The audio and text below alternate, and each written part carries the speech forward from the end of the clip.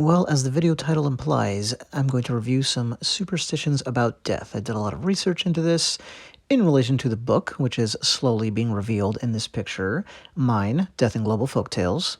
It is what its name implies, a collection of stories, but the first chapter is a collection of superstitions, and it's the biggest one I'm aware of. And anyway, in a series of videos, I'm going to share, just a few at a time, show the variety. Sometimes they're funny, sometimes they're just odd. Always interesting, and they provide a little bit of a window into how humans thought about this topic. First, just one quick quotation from the start of this chapter. The chapter, by the way, is entitled The Many Harbingers of Death. It is difficult to not feel pity for people who saw pronouncements of death at every turn, and often saw themselves as being responsible for the demise of themselves or others. And yet there is an unavoidably comic air, at times as mundane occurrences are treated with terrified awe. Well, we started this picture with a candle, so let's do one about a candle. Corpse candle. A light like that of a candle, which was said to issue from the house where a death was about to occur, and take the course of the funeral procession. But this mysterious light was also thought to wend its way to the abode of a person about to die.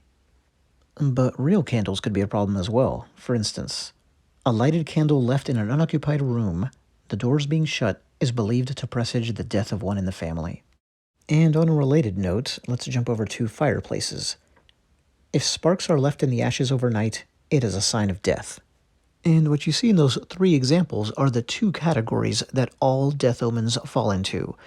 One, it's a human mistake with a clear cause and effect relationship, and the other is where it's a divine sign that is just warning or presaging what's going to happen.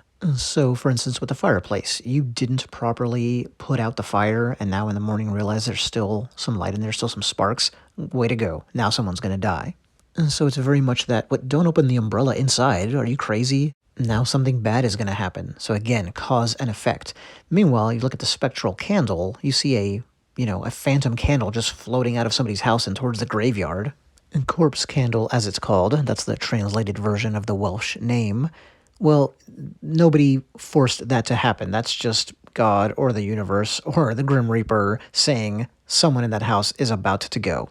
There's usually some interesting connection to make or observation, well, interesting to me anyway, when you review these things. And here you note that, a candle, fireplace, both those things, incredibly common. And yet they can be the harbinger of death. And that's what usually happens with the negative superstitions. Whereas if you think of like a four-leaf clover, hey, I found one.